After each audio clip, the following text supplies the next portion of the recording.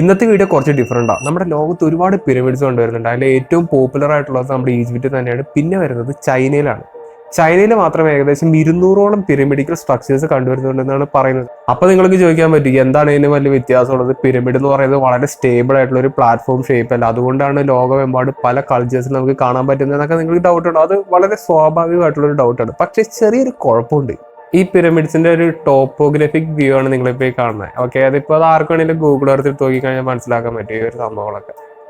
പക്ഷേ ഈ പിരമിഡിന്റെ ഒരു ഏരിയൽ വ്യൂ, അതായത് ആകാശത്ത് നിന്നുള്ളൊരു വ്യൂ എടുത്ത് നോക്കിക്കഴിഞ്ഞാൽ 3 സ്റ്റാറുകളായിട്ട് അലൈൻഡ് ആണെന്നുള്ള കാര്യം നമുക്ക് മനസ്സിലായി. അതായത് ഓറിയോൺ എന്ന് പറഞ്ഞ ഒരു കോൺസ്റ്റലേഷൻ ആയിട്ടാണ് ഈ ഒരു സംഭവങ്ങളൊക്കെ അലൈൻ ചെയ്തിരിക്കുന്നത്. ആ കാര്യങ്ങളൊക്കെ നമുക്ക് എല്ലാവർക്കും അറിയാവുന്ന കാര്യങ്ങളാണ്. പക്ഷേ ഇതേപോലത്തെ ഒരു സ്ട്രക്ചർ നമ്മുടെ മെക്സിക്കോയിലും കണ്ടുവരുന്നുണ്ട്.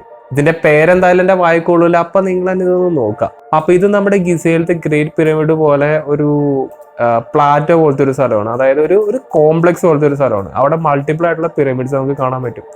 ഓക്കെ, അപ്പൊ അതായത് ഇതൊരു പിരമിഡാണ്. പിന്നെ ഈ കാണുന്ന ഒരു പിരമിഡ്.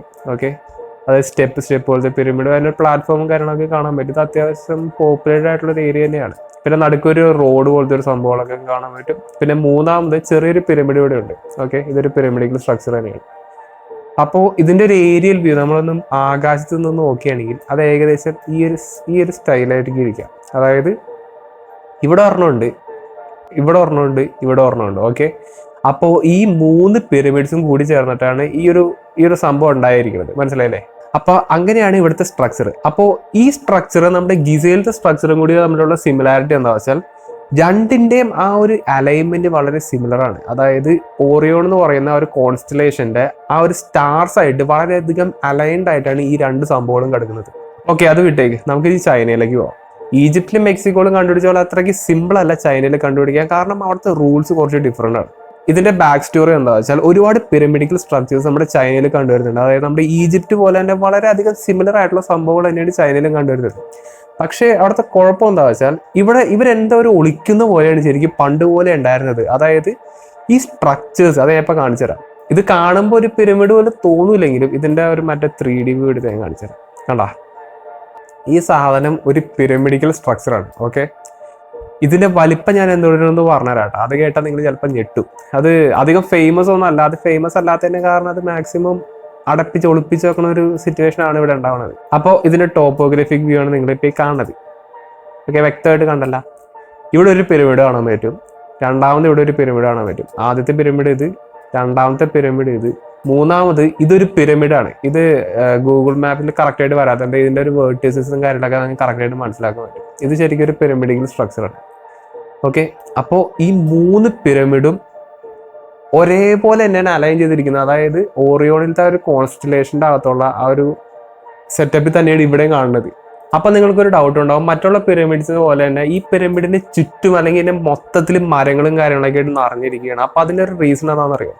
ഈ പിരമിഡ്സ് മാക്സിമം പുറം ലോകത്തിൽ നിന്ന് ഒളിപ്പിച്ച് വെക്കാൻ വേണ്ടിയിട്ട് ചൈനീസ് ഗവൺമെന്റ് അവിടെയുള്ള ലോക്കൽ ഫാമേഴ്സിനോടും ആൾക്കാരുടെ അടുത്തൊക്കെ ഇങ്ങനെ എൻകറേജ് ചെയ്യണം. ഇതിന് വേണ്ടിയിട്ട് ഈ പിരമിഡ്സിന്റെ ചുറ്റും ഇങ്ങനെയുള്ള മരങ്ങളൊക്കെ പിടിപ്പിക്കാൻ, ഈ പിരമിഡ്സിന്റെ മുകളിൽ ഇങ്ങനെ മരങ്ങളും ചെടികളൊക്കെ പിടിപ്പിക്കാൻ വേണ്ടിയിട്ട് മാക്സിമം എൻകറേജ് ചെയ്ത് വിടണേണ്. അപ്പോൾ അതിന്റെ റീസൺ എന്താണെന്ന് സത്യം പറഞ്ഞാൽ എനിക്കറിയില്ല.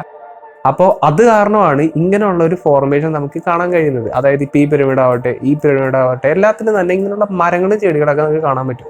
അതായത് സാറ്റലൈറ്റ് ഇമേജിങ് ചിലപ്പോൾ അത് കാണാണ്ടിരിക്കാൻ വേണ്ടിയിട്ടുള്ള ഒരു ടെക്നിക്കായിരിക്കാം ചിലപ്പോൾ അത്. അപ്പോൾ അങ്ങനെയുള്ള സ്ട്രക്ചേഴ്സൊക്കെ നമുക്ക് ഇവിടെ വളരെ കൗതുകമായിട്ടുള്ള കാര്യങ്ങളൊക്കെ നമുക്ക് ഇവിടെ നോക്കിക്കഴിഞ്ഞാൽ കാണാൻ പറ്റും.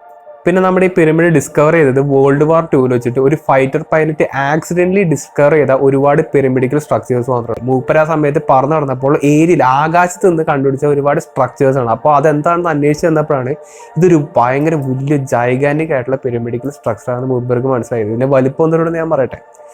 ഒരുപാട് വീഡിയോസിൽ ഞാൻ ഇങ്ങനെ പറയുന്നുണ്ട്, നമ്മുടെ ലോകത്തിലെ ഏറ്റവും വലിയ പിരമിഡ്സ് ഗിസയിലത്തെ പിരമിഡാണ്. അത് 400 സംതിങ് ഫീറ്റ് ഹൈറ്റ് ആണെന്നൊക്കെ.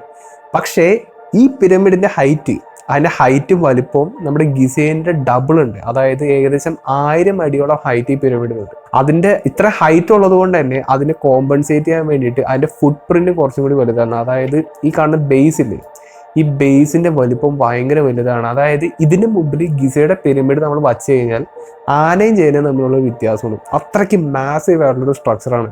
ഈ ഒരു പിരമിഡ്സിന്റെ ഡിസ്കവറിക്ക് ശേഷം ഒരുപാട് ആർക്കിയോളജിസ്റ്റുകൾ ഇത് എങ്ങനെയാണ് പണിതത്, ഇതിന്റെ ആ ഒരു ബ്ലോക്കുകൾ കൊണ്ടല്ലേ ഇത് പണിയുന്നത്, അപ്പോൾ ഇതൊക്കെ എവിടെ നിന്നാണ് കളക്ട് ചെയ്യുന്നത്, അങ്ങനെയുള്ള കാര്യങ്ങളൊക്കെ തേടി കുറേ സ്ഥലങ്ങൾ നോക്കി നടന്നു. പക്ഷെ ഇതുവരെയായിട്ടും ഇത് പണിയാനുള്ള മെറ്റീരിയൽസ് എവിടെ നിന്നാണ് ഇവർ ഒപ്പിച്ചതെന്നുള്ള കാര്യം നമുക്ക് ഇതുവരെയായിട്ട് അറിയില്ല. അതൊരു സാഡ് റിയാലിറ്റി തന്നെയാണ്. ഒരുപാട് എസ്റ്റിമേറ്റ്സ് പറയുന്നത് ഈ ഒരു പിരമിഡിന്റെ അടുത്തൊരു വലിയ ഗുഹ പോലത്തെ ഒരു സംഭവം കണ്ടുവരുന്നുണ്ട്, ഒരു വലിയ അണ്ടർഗ്രൗണ്ട് പ്ലാറ്റ്ഫോം പോലത്തെ എന്തൊരു സംഭവം കണ്ടുവരുന്നുണ്ട്. അപ്പോൾ അത് എക്സ്കവേറ്റ് ചെയ്തപ്പോൾ അതിൻ്റെ അകത്ത് ഉള്ള ഒരുപാട് മെറ്റീരിയൽസ് ഇല്ലേ, ആ മെറ്റീരിയൽസ് ഉപയോഗിച്ചിട്ടാണ് ഈ ഒരു സംഭവമൊക്കെ പണിതെടുത്തതെന്ന് ഒരുപാട് കണക്കുകൾ പറയുന്നുണ്ട്. പക്ഷെ നമുക്ക് അതിനെപ്പറ്റി കറക്റ്റ് അറിയില്ല. ഈ മൂന്നെണ്ണത്തിൻ്റെയും ലേ ഔട്ട് സെയിം ആണ്. അതായത് ഓറിയോൺ എന്ന് പറഞ്ഞ ഒരു കോൺസ്റ്റലേഷനെ റെപ്ലിക്കേറ്റ് ചെയ്യുന്ന, അല്ലെങ്കിൽ ആ കാലത്ത് അവർ കണ്ട ഒരു സംഭവത്തിനെ റെപ്ലിക്കേറ്റ് ചെയ്തുകൊണ്ടാണ് ഈ ഒരു 3 പിരമിഡ് എന്ന് പറഞ്ഞാൽ ചെറിയ സംഭവം എന്നല്ല, ജൈഗാൻറ്റിക് ആയിട്ടുള്ള സ്ട്രക്ചേഴ്സ് ആണ്. അപ്പോൾ ഈ സ്ട്രക്ചേഴ്സ് പണി നിർത്തിയിരിക്കുന്നത് വളരെ സിമിലർ ആയിട്ടുള്ള ഒരു രീതിയിലാണ്. അതും വേറെ രീതിയിൽ നിങ്ങൾ ആലോചിച്ച് നോക്കാം.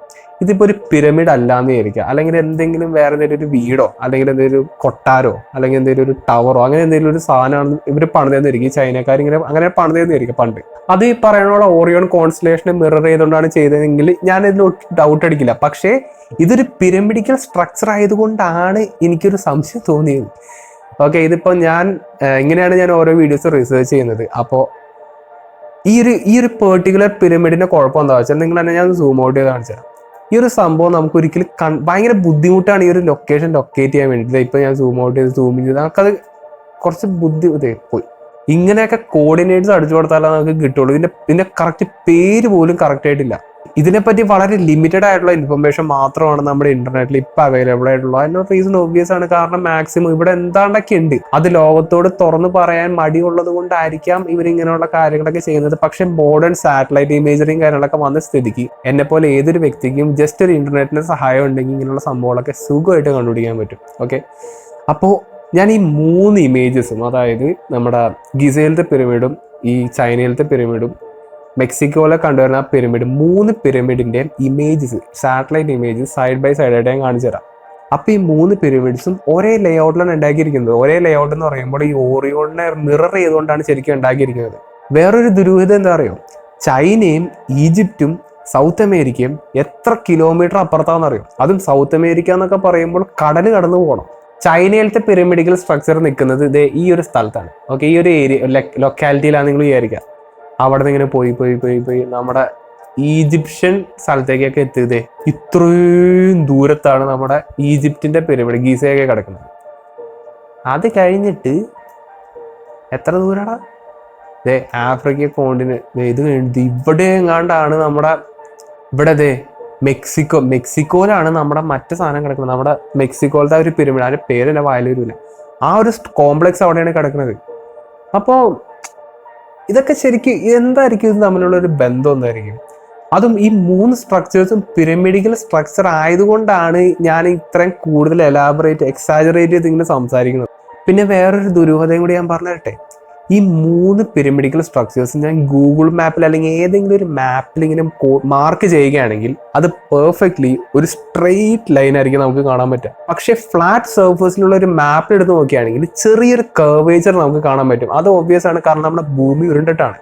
അതുകൊണ്ട് നമുക്ക് ആ ഒരു കർവേച്ചർ അതുകൊണ്ടായിരിക്കാം ഉണ്ടായേക്കണത് എന്നൊക്കെ നമുക്ക് പറയാൻ പറ്റും. പക്ഷെ എന്നാൽ അത് എന്തുകൊണ്ടായിരിക്കും ഒരേ ലൈനിൽ ഇത്രയും വർഷങ്ങൾക്ക് മുമ്പ്, ഇത്രയും വർഷങ്ങൾ എന്ന് പറയുമ്പോൾ 5000-6000 വർഷങ്ങൾക്ക് മുമ്പ് നമ്മുടെ ഭൂമിയിൽ പല ഭാഗത്ത് കിടക്കുന്ന 3 സ്ഥലത്ത്, ഒരു ബന്ധമില്ലാത്ത 3 സ്ഥലത്ത് ഒരേ ലേഔട്ടിൽ ഒരേപോലത്തെ പിരമിഡിക്കൽ സ്ട്രക്ചേഴ്സ് നമുക്ക് കാണാൻ കഴിയുന്നുണ്ട്.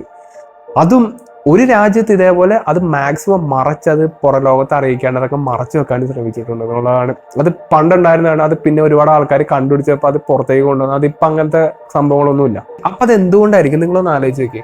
ഞാൻ ആദ്യമായിട്ടാണ് ഇങ്ങനത്തെ ഒരു ക്യാമറയിലേക്ക് എടുക്കുന്നത്. അപ്പോൾ അതിൻ്റെ ഒരു ഡിഫറൻസ് നിങ്ങൾക്ക് തോന്നിയിട്ടുണ്ട്. ഓക്കെ, അത് വിട്ടേക്ക്. അപ്പോൾ ഇതൊരു കോൺസ്പിറസി വീഡിയോ എന്നുള്ള രീതിയിൽ നിങ്ങൾ ഒരിക്കലും കാണരുത്. ഓക്കെ, ഇതിപ്പോൾ നമ്മുടെ ലോകത്ത്, നമ്മുടെ സ്വന്തം ലോകത്ത് ഒരുപാട് വർഷങ്ങൾക്ക് മുമ്പ് ഒരുപാട് സ്ട്രക്ചേഴ്സ് ഇങ്ങനെ പണി തീർത്തിട്ടുണ്ട്. അതിൻ്റെ മെയിൻ മോട്ടീവ് എന്താണെന്ന് നമുക്ക് അത് ഡിബേറ്റബിൾ ആയിട്ടുള്ള ഒരുപാട് ചർച്ചാ വിഷയങ്ങൾ മാത്രമാണ്. പക്ഷേ അതങ്ങനെയല്ല, എന്തോ പണ്ട് സംഭവിച്ചിട്ടുണ്ട്. ഓക്കെ, അത് നമുക്കത് അതിപ്പോൾ ഒരു ഏൻഷ്യൻ്റ് ആയിട്ടുള്ള സ്ട്രക്ചർ ആണെന്ന് കണ്ടുകൊണ്ട് നമ്മളെ ഒരുപാട് ടൂറിസ്റ്റ് അങ്ങനെയൊക്കെ പോയി. അത് മാത്രമല്ല, എന്തൊരു സംഭവം നടന്നിട്ടുണ്ട്. അത് നമുക്കാർക്കും മനസ്സിലാക്കാൻ പറ്റുന്നില്ല എന്നാണ് ഞാൻ ഇപ്പോഴും വിശ്വസിക്കുന്നത്. അതിൻ്റെ ഏറ്റവും വലിയൊരു ഉദാഹരണമാണ് ഇത്. പിന്നെ അടുത്ത വേറൊരു കുഴപ്പമെന്ന് പറയാം, നമ്മുടെ ചൈനയിലത്തെ ഒരു പിരമിഡിക്കൽ സ്ട്രക്ചർ ഇല്ലേ, ആ 3 പിരമിഡ്സിൻ്റെ ഒരു സംഭവമില്ലേ, അതും ഓറിയോണിന്റെ ആ ഒരു കോൺസ്റ്റലേഷനും തമ്മിലുള്ള ആ ഒരു അലൈൻമെന്റ് കുറച്ച് ഡിഫറെന്റ് ആണ്, കുറച്ച് മിസ്അലൈൻഡ് ആയിട്ടാണ് കിടക്കുന്നത്. ഇതിനൊരു റീസൺ എന്താ വെച്ചാൽ നമ്മുടെ ഭൂമി ഒരുപാട് വർഷങ്ങൾ മുന്നോട്ട് പോകുമ്പോൾ അതിന്റെ ആക്സിസ് പയ്യൊന്ന് ടിൽറ്റ് ചെയ്യുക, അതായത് ഭൂമി പയ്യൊന്ന് ചരിയുന്നതാണ് ഇവിടെ ഉദ്ദേശിച്ചത്. അപ്പൊ ചൈനയിലത്തെ പിരമിഡ് കോംപ്ലക്സും ഓറിയോണും തമ്മിലുള്ള ആ ഒരു ആംഗിളിന്റെ അലൈൻമെന്റിന്റെ വ്യത്യാസം എന്ന് പറയുന്നത് 15 ഡിഗ്രീസ് ആണ്. അതായത് ഇവിടെ 15 ഡിഗ്രീസ് ഓഫ് ആയിട്ടാണ് കിടക്കുന്നത്. അത് നമ്മുടെ ഭൂമി 15 ഡിഗ്രി ടിൽറ്റ് ചെയ്യാൻ വേണ്ട വർഷം നമ്മൾ കാൽക്കുലേറ്റ് ചെയ്യുകയാണെങ്കിൽ ഏകദേശം 25,200 വർഷങ്ങൾ വരും. അതായത് ഗ്രേറ്റ് പിരമിഡ്സ് ഉണ്ടാക്കുന്നതിന് ഏകദേശം 20,000 വർഷങ്ങൾക്ക് മുന്നേ ഉണ്ടാക്കിയ ഒരു ജൈഗാന്റിക് സ്ട്രക്ചറാണ് നമ്മുടെ എല്ലാവരും ഞാൻ ഇത്ര നേരം കാണിച്ചു തന്നത്. അതും ഈ ഒരു സ്ട്രക്ചറിന്റെ വലുപ്പം നമ്മുടെ ഗിസയിലത്തെ പിരമിഡിന്റെ 2 ഇരട്ടി ഉണ്ട്. ഞാൻ ഒട്ടുമിക്ക ദൈവത്തിന്റെ വീഡിയോസിലും ഇതേപോലെ ഒരുപാട് കാര്യങ്ങൾ ഇങ്ങനെ എക്സ്പ്ലെയിൻ ചെയ്യുന്നുണ്ട്. അതായത് പണ്ട് നമുക്ക് ഇതുവരെയായിട്ട് എക്സ്പ്ലെയിൻ ചെയ്യാൻ പറ്റാത്ത ഒരുപാട് സ്ട്രക്ചേഴ്സ് ഉണ്ടെന്നും അവിടെ ഒളിച്ചിരിക്കുന്ന ഒരുപാട് രഹസ്യങ്ങളായിട്ടുണ്ട്. പണ്ടത്തെ ഏൻഷ്യന്റ് ആയിട്ടുള്ള വളരെ അഡ്വാൻസ്ഡ് ആയിട്ടുള്ള ടെക്നോളജി ഒക്കെയാണ് ഞാൻ ഒരുപാട് വീഡിയോസിലൊക്കെ പറയുന്നത്. അതൊക്കെ ഞാൻ പറയാൻ കാരണം ഒരുപാട് ദുരൂഹതകൾ നമ്മുടെ ലോകത്ത് അവിടെ ഇവിടെയൊക്കെ ആയിട്ട് ഒളിച്ചിരിപ്പുണ്ട്. അപ്പോൾ അതൊക്കെ ഞാൻ പുറം ലോകത്തേക്ക് കൊണ്ടുവരാനാണ് മാക്സിമം ശ്രമിക്കുന്നത്. ഇതിനെപ്പറ്റി ഡിസ്കസ് ചെയ്യുന്ന ഒരുപാട് ഇന്റർനാഷണൽ ചാനൽസും കാര്യങ്ങളൊക്കെ നമ്മുടെ ലോകത്തുണ്ട്. പക്ഷേ മലയാളത്തിൽ നമ്മുടെ മലയാളികളെ മാക്സിമം ഇങ്ങനെയുള്ള സംഭവങ്ങളൊക്കെ അവെയർ ആക്കാൻ വേണ്ടിയിട്ടാണ് ശരിക്കും ഞാൻ ഈ ഒരു സീരീസ് തന്നെ തുടങ്ങിയത്. ശരിക്കും 10 മിനിറ്റ് മുമ്പ് വരെ ഞാൻ ഇതിനെ പറ്റിയിട്ടൊക്കെ സെർച്ച് ചെയ്തുകൊണ്ടിരിക്കുകയാണ്. എനിക്കിപ്പോൾ ശരിക്കും പനിയും ജലദോഷമൊക്കെ പിടിച്ചിരിക്കുന്ന ഒരു സമയം, എന്നിട്ട് പോലും എന്താ ഒരു എക്സൈറ്റ്മെന്റ് നിങ്ങളെ കാണിക്കാൻ കൂടി വേണ്ടിയിട്ടാണ് ഞാൻ ഇങ്ങനത്തെ ഒരു വീഡിയോ ചെയ്തത്. അതായത് നമ്മൾ ഈ പിരമിഡ്സ് എന്നൊക്കെ പറയുമ്പോൾ വലിയൊരു സ്ട്രക്ചർ മാത്രമായിട്ട്, ഒരു ഏൻഷ്യൻ സ്ട്രക്ചർ മാത്രമായിട്ടായിരിക്കും നമ്മൾ വിചാരിക്കാം. പക്ഷെ എന്തോ വലുതിന്റെ ഒരു ബാക്കി മാത്രമാണ് നമ്മുടെ മോഡേൺ ഡേയിൽ നമുക്ക് കാണാൻ കഴിയുന്നത്. അപ്പോൾ നിങ്ങൾ മാക്സിമം ഒന്ന് കമന്റ് ചെയ്യുക, നിങ്ങൾക്ക് എന്താണ് തോന്നുന്നത് മാക്സിമം ഒന്ന് കമന്റ് ചെയ്യുക. എനിക്ക് ഈ വീഡിയോയിൽ ഒരു കൺക്ലൂഷൻ എന്തായാലും പറയാൻ പറ്റില്ല, കാരണം ഞാനിപ്പോൾ ഇത്ര നേരം നോക്കിക്കൊണ്ടിരുന്ന ഒരു വീഡിയോ മാത്രമായിരുന്നു. ഇതിനെ പറ്റിയിട്ട് കൂടുതൽ ഡേറ്റയും കാര്യങ്ങളൊക്കെ കളക്ട് ചെയ്യാൻ വേണ്ടിയിട്ട് ഇരിക്കുകയായിരുന്നു. തന്നെ പ്ലാൻ ചെയ്യാത്തൊരു വീഡിയോ ആണ്. ഞാൻ ഇങ്ങനത്തെ ഒരു സംഭവം കണ്ടപ്പോൾ പെട്ടെന്ന് തന്നെ ക്യാമറ എടുത്ത് പുറയിൽ വെച്ച് അനിയനെയും പിടിച്ച് പുറയിലെടുത്ത് ഗോപ്രോ എടുത്ത് അങ്ങനത്തെ സംഭവങ്ങളൊക്കെ ആയിരുന്നു. അപ്പോൾ നിങ്ങൾക്ക് ഞാൻ എന്താണ് ഈ വീഡിയോയിൽ ഉദ്ദേശിച്ചത് അത് മനസ്സിലായെന്ന് വിചാരിക്കുന്നു. നിങ്ങൾ തന്നെ ഒന്ന് നോക്കി നോക്കുക. ഇതിന്റെ കോർഡിനേറ്റ്സും കാര്യങ്ങളൊക്കെ ഞാൻ താഴെ കൊടുത്തേക്കാം. കാരണം ചൈനയിലത്തെ ഒരു പിരമിഡ്സ് കണ്ടുപിടിക്കാൻ വളരെ ബുദ്ധിമുട്ടാണ്. ഞാനൊരു എന്താ പറയാ ഒരു 10-20-30 മിനിറ്റോളം ഞാൻ ഒരു കോർഡിനേറ്റ്സ് തന്നെ തപ്പി ഇങ്ങനെ നടന്നത്. അവസാനമാണ് ഇത് ഗൂഗിൾ സാറ്റലൈറ്റ് ഇമേജർ ആയതുകൊണ്ട് നമുക്ക് ഇതൊന്നും ഒരിക്കലും കിട്ടാനും പോകില്ല. നമ്മൾ നെറ്റ് നോക്കിക്കഴിഞ്ഞാൽ നമുക്ക് ഇതിന്റെ കറക്റ്റ് സാധനം കിട്ടില്ല. അപ്പോൾ അത്രയൊക്കെ തന്നെ ഉള്ളൂ. നിങ്ങൾക്ക് ഇത് കണ്ടെന്നാണ് തോന്നുന്നത് കമന്റ് ചെയ്യാൻ ശ്രമിക്കുക. നിങ്ങളുടെ കമന്റ്സ് വായിക്കുമ്പോഴാണ് ഇതൊക്കെ നിങ്ങൾക്ക് എന്തൊരു മനസ്സിലായിട്ടുണ്ടെന്നുള്ള കാര്യം എനിക്ക് മനസ്സിലാവുള്ളൂ. അപ്പോൾ അത്രയൊക്കെ തന്നെ ഉള്ളൂ. അടുത്തൊരു നല്ലൊരു ടോപ്പിക്കായിട്ട് ഞാൻ അടുത്ത വീഡിയോ കാണാം.